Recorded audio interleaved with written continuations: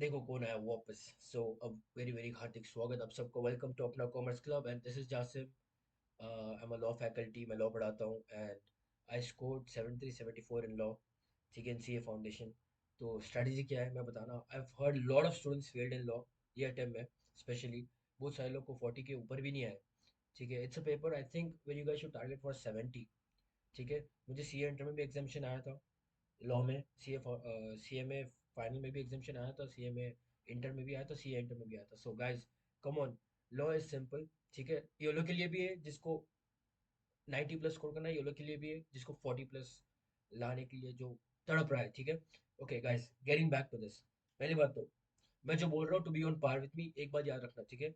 Show me a man with average ability but extraordinary desire and I will show winner every time, ठीक है। Show me a man with average ability, ठीक है। Average ability का क्यों ना हो, ठीक है, कोई एक्स्ट्रॉर्डिनरी एबिलिटी की जरूरत ही नहीं है, तुझे टॉपर रैंकर होने की जरूरत ही नहीं है, बस यू नीड टू हैव थोड़ा बहुत एवरेज समझ, एवरेज सेंस, ठीक है, काफी है। बट एक्स्ट्रॉर्डिनरी डिजायर ये इंपॉर्टेंट है।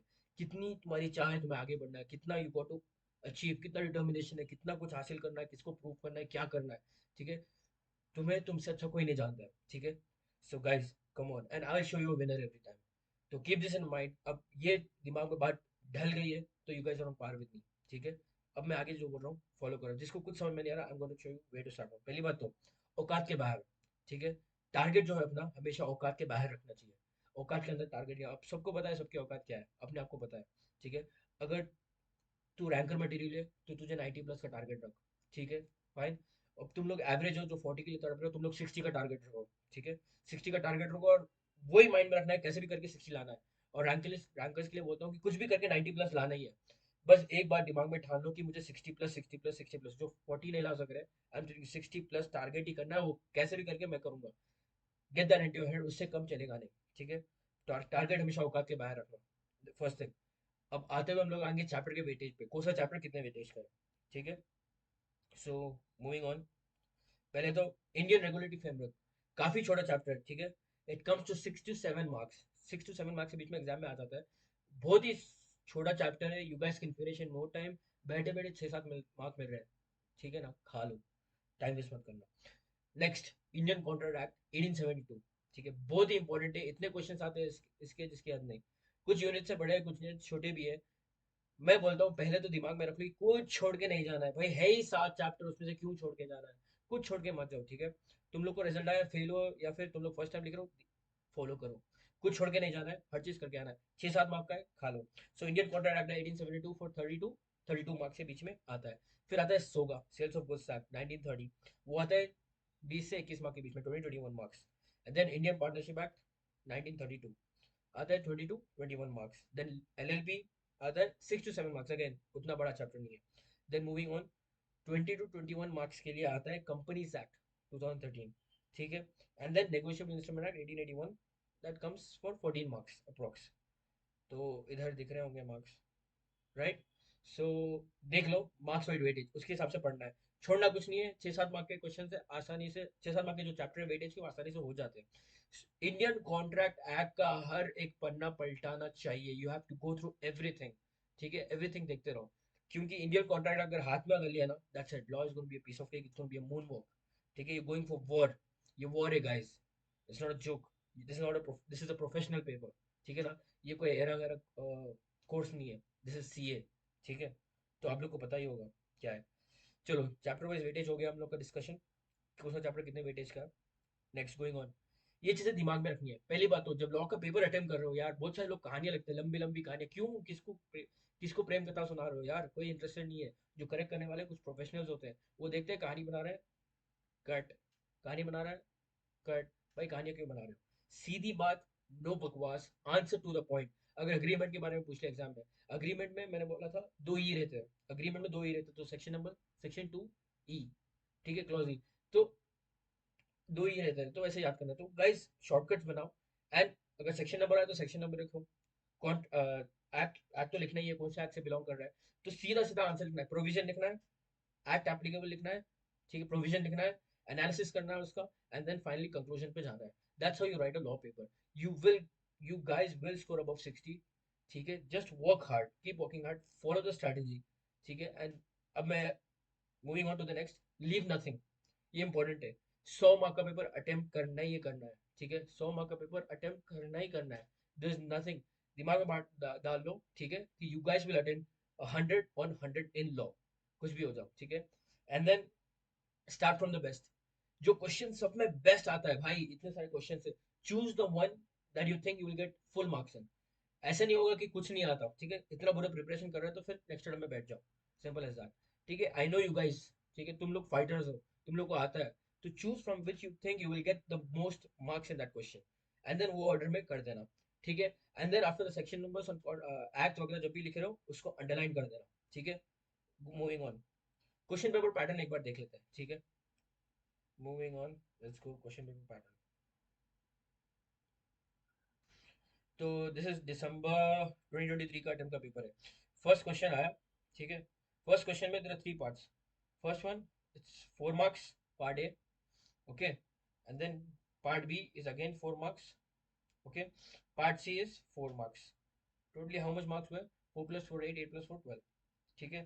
तो then again second part, two parts are there, A and B, so that's 7 marks and 5 marks, okay, 7 marks and 5 marks, that's again 12 marks। so इतना पता चल गया कि मैक्सिमम मार्क्स का क्वेश्चन हो सकता है 7 मार्क का, उससे ज्यादा नहीं आ रहा है, ठीक है। 7 मार्क का क्वेश्चन है, तो अगर कोई बहुत ज्यादा पॉइंट्स है कुछ चीज में, मैक्सिमम पॉइंट्स कितने याद करने हैं? 7, 7 से ज्यादा पॉइंट्स याद ही नहीं करने हैं, ठीक है यू गाइस। इफ अगर क्वेश्चन आया तो एनीवेज, तो 7 mark is the maximum mark. तो 4 मार्क के क्वेश्चन आ सकते हैं, एंड देन 6 मार्क के भी आ रहे हैं, ठीक है। तो यू एनालाइज द पेपर, कितने मार्क के कौन सा क्वेश्चन आ रहे हैं। 6 मार्क आ रहा है इधर, 3 मार्क का हो गया, 3 मार्क का हो गया, ओके फाइन। 6 मार्क का हो गया, देन 3 × 2, 2 मार्क के भी आ रहे हैं, right, okay. So maximum question कितना आ रहा है? 7 मार्क का, तो उसके हिसाब से प्रिपेयर करना, ठीक है। अगर इसमें कुछ ज्यादा ही पॉइंट्स है तो, अगर 12 पॉइंट्स है तो इग्नोर। 7 मार्क के लिए कितना रिलेवेंट होगा उतना याद करना एक एक टॉपिक का, ठीक है, if the topic comes. And then again when you doing the topic, conceptual clarity लेना, ठीक है, समझो what is the question, what is the topic telling us, ठीक है। And then think in real sense, अच्छा ऐसा हुआ तो ऐसा, ओके, इफ दिस कम्स ऐसा। मूविंग ऑन, तो कॉन्सेप्चुअल क्लैरिटी रहना चाहिए। क्वेश्चन पेपर का पैटर्न देखिए, 7 मार्क्स आ रहा है, हर क्वेश्चन आता है फॉर, क्या बोलते हैं, हर क्वेश्चन आता है for 12 marks, right, and it can come in different patterns, we don't care, we go to attempt full 100 marks, okay. Next, law को क्रैक करना है, 3 P's, follow the 3 P's, simple as that. Practice, बस keep on practising. अगर तुम लोग ने practice नहीं किया, if you do not write and practice, अटक जाओगे यार। You won't get use to the language, ठीक है। कुछ कीवर्ड्स होते हैं that you have to use, ठीक है, you have to use those keywords for marks. If you do not use those keywords you won't get the marks, right, again. And then you have to keep practicing, and second P is presentation. Presentation is important, like I'll just show you. पहले तो act applicable, ठीक है। After that go for provision. Act applicable हो गया, the companies act 2013, ठीक है। If section number you can write the section number 2, whatever, companies act 2013, then write a provision according to the companies act 2013, blah blah blah, ये ऐसा ऐसा बोलता है, this is the provision. उसके बाद you analyse what's given in the case study with the provision and apply it, उसमें analysis में लिख दो। Finally whatever this conclusion, conclusion करके you can write the conclusion, right? And again, no short forms. If you're writing Indian Contract Act, do not write ICA. Say Sales of Goods Act. If you're writing, don't write SOGA, bro. You will lose marks. Okay? Don't write short forms. Write full forms. Write neatly. Give space. We have unlimited papers. No problem at all. Utilize presentation is really important. Okay? This is what we're talking about, presentation. Then moving on to the third P, provision. Guys, when you guys are doing law, मतलब जब तुम लोग पढ़ रहे हो law, you guys have to understand the provision, ठीक है। And her provision में कुछ कीवर्ड्स होते हैं, just underline those, and you should be able to write the provision without saying at least once, ठीक है, without saying you have to write the provision once. तो practice, provision, presentation, if this three are strong, law is gonna be a moon walk for you, trust me, ठीक है। And then last में after you done with the preparation, चलो ठीक है, suppose I have done Indian contract act, I have done SOGA, ठीक है, and then I have done LLP Act, and I have done Companies Act 2013, ठीक है। Now what I'm going to do, इतना ही हुआ, at least if there's a mock test happening, I will go write mock test and I'll only attend the questions that I studied for, ठीक है। There I will understand what is my standing. You guys have to write at least two mock tests before the exam. Then you'll be exam ready. Okay? This is like the final stage. Exams will be coming near. Write mock test, keep timer 3 hours and finish it off. Okay? So, guys, that's all I would say for strategy for scoring really good marks. This is कहाँ से पढ़ना है क्या पढ़ना है and all. Go for the MTPs, RTPs. Okay, do the past question papers, and there are some important few topics of ICI that you have to go through. Okay, so you guys can do it. Trust me. Don't lose your hope. Don't lose the will. You guys are fighters. You guys are my comrades. You have to do this, right? You can do this. Come on, make a sport. And again, remember, you don't have to be extraordinary. Show me a man with average ability but extraordinary desire, and I will show you a winner every time. Thank you.